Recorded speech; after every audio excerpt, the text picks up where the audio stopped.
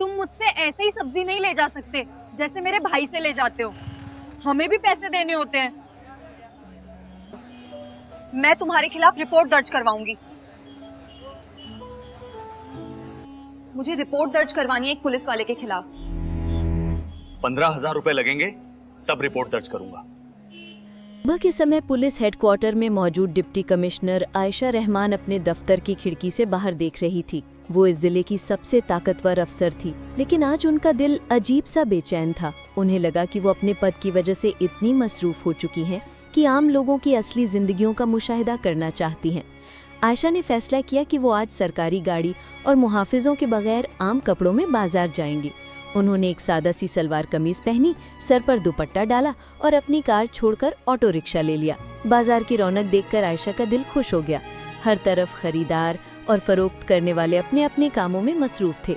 आयशा ने देखा कि एक बूढ़ा आदमी जिसका नाम रहीम दादा था, सब्जियों का ठेला लगाए बैठा है।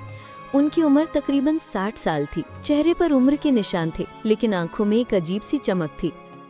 आयशा ने मुस्कुराते हुए रहीम दादा से पूछा, दादाजी टमाटर का भाव क्या है? रहीम दादा ने मोहब्बत भरी नजर से देखते हुए जवाब दिया, बेटा आज तो ताज़ा टमाटर आया है, 50 रुपए किलो। इसी दौरान एक छोटा लड़का जिसका नाम अली था दौड़ता हुआ आया और रहीम दादा से लिपट गया। दादा मुझे स्कूल छोड़ दो, बहुत देर हो रही है। रहीम दादा ने प्यार से कहा, बेटा जरा इंतजार कर, मैं इन बहन को सब्जी दे दूं। अली ने जिद की, नहीं दादा अभी चलें प्लीज। ये मंजर देखकर आयशा का दिल भर आया। उन्होंने कहा, दादाजी आप अली को स्कूल छोड़ आइए, मैं आपका ठेला संभाल लेती हूँ। रहीम दादा थोड़ा हिचकिचाए, लेकिन आयशा के भरोसा देने वाले लहजे ने उनकी हिम्मत बंधाई। बेटा तुम बहुत अच्छी लड़की लगती हो, मैं अभी वापस आता हूँ। रहीम दादा के जाने के बाद आयशा ठेले के पास खड़ी आसपास के माहौल का मुशाहिदा कर रही थी। अचानक एक मोटरसाइकिल ठेले के सामने आकर रुकी।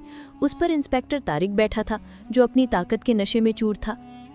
अरे तुम कब से यहाँ सब्जी बेचने लगी हो? यहाँ तो एक बूढ़ा आदमी बैठता था, वो कहाँ गया? तारिक ने चढ़ाते हुए लहजे में पूछा। आयशा कुछ जवाब देने ही वाली थी कि रहीम दादा वापस आ गए। इंस्पेक्टर को देखते ही उनका चेहरा फीका पड़ गया। इंस्पेक्टर साहब क्या हाजत है, जो चाहिए ले लीजिए। रहीम दादा ने झुककर कहा। तारिक ने हुक्म झामा, आधा किलो टमाटर दे दो, 1 किलो भिंडी और आधा किलो पालक भी। रहीम दादा ने बगैर कुछ कहे जल्दी से सब्जी तौल कर दे दी। इंस्पेक्टर ने एक पैसे दिए बिना मोटरसाइकिल स्टार्ट की और चलता बना। आयशा ये मंजर देखकर सकते में आ गई। कुछ देर बाद उन्होंने पूछा, दादाजी उसने पैसे क्यों नहीं दिए, आपने कुछ क्यों नहीं कहा? रहीम दादा की आंखों में बेपसी तैर रही थी। बेटा मैं क्या कहता, ये इंस्पेक्टर साहब रोज ऐसे ही सब्जी ले जाते हैं। अगर कुछ कहूँ तो डांटते हैं, कहते हैं तुम्हें पैसे चाहिए, तुम्हारा ठेला उठवा दूंगा।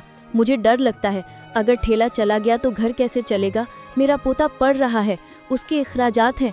ये सुनकर आयशा के चेहरे का रंग उड़ गया। उन्हें यकीन नहीं आ रहा था कि जो शख्स कानून का मुहाफिज होना चाहिए वो खुद कानून से बालातर हो चुका है। दादाजी अब से ऐसा नहीं होगा, मैं आपके साथ हूँ, इंसाफ दिलाना मेरा फर्ज है। आयशा ने रहीम दादा को अपना नंबर दिया और अगले दिन के लिए एक प्लान बनाया। वो खुद रहीम दादा की बहन बनकर ठेला संभालेंगी और देखेंगी कि इंस्पेक्टर तारिक क्या करता है।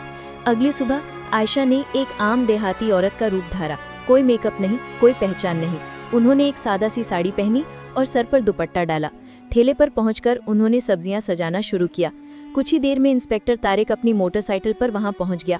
क्या मामला है, तुम यहाँ कब से आ गई हो? तुम्हारा रहीम दादा से क्या ताल्लुक है? आयशा ने आवाज बदलकर जवाब दिया, मैं उनकी बेटी हूँ, आज वो थोड़ा आराम कर रहे हैं इसलिए मैंने ठेला संभाल लिया है। तारिक ने घटिया हंसी हंसते हुए कहा, तुम तो उनसे कहीं ज्यादा खूबसूरत लग रही हो। चलो 1 किलो टमाटर दो और थोड़ी धनिया मिर्च भी। आयशा ने बगैर कुछ कहे सब्जी तौल कर दे दी। जब तारिक बगैर पैसे दिए जाने लगा तो आयशा ने सख्त आवाज में कहा, रुको, आपने अभी तक पैसे नहीं दिए। इंस्पेक्टर तारिक ने गुस्से से मुंह मरोड़ा।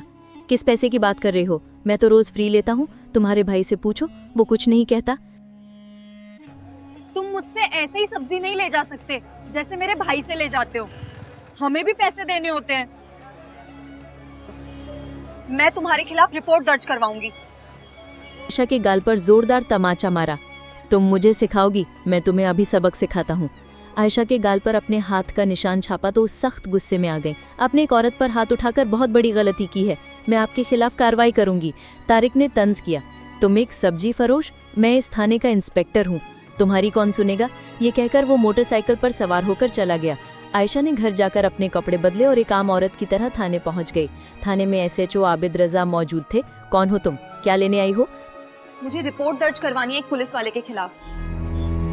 15,000 रुपए लगेंगे, तब रिपोर्ट दर्ज करूंगा। किस बात के पैसे? रिपोर्ट तो मुफ्त दर्ज करते हैं। आयशा ने 1000 रुपए देकर रिपोर्ट दर्ज करवाई। इंस्पेक्टर बहुत अच्छा इंसान है, जरूर कोई वजह होगी जो वो सब्जी या पैसे ले रहा होगा। लेकिन आबिद ने इंस्पेक्टर तारिक का भरपूर साथ दिया। तारिक हमारे थाने का बेहतरीन अफसर है, अगर वो सब्जी ले रहा है तो जरूर कोई वजह होगी। आयशा को अंदाजा हो गया कि ये सिस्टम अंदर से सड़ चुका है। अगले दिन डिप्टी कमिश्नर आयशा अपनी यूनिफॉर्म में सरकारी गाड़ी पर थाने पहुंची। उनके साथ उनके मुहाफिज थे। थाने के अंदर इंस्पेक्टर तारिक और एसएचओ आबिद दोनों मौजूद थे। जब उन्होंने आयशा को यूनिफॉर्म में देखा तो उनके पैरों तले से जमीन निकल गई। आप कौन हैं? ये यूनिफॉर्म कैसे पहन रही हैं? आबिद ने डरते हुए पूछा। ये देखो मेरा आईडी कार्ड। अब मुझे सब समझ आ गया है, इस थाने में गरीबों को कैसे लूटा जाता है, रिश्वत कैसे ली जाती है। मैम हमें माफ कर दीजिए, हमसे गलती हो गई।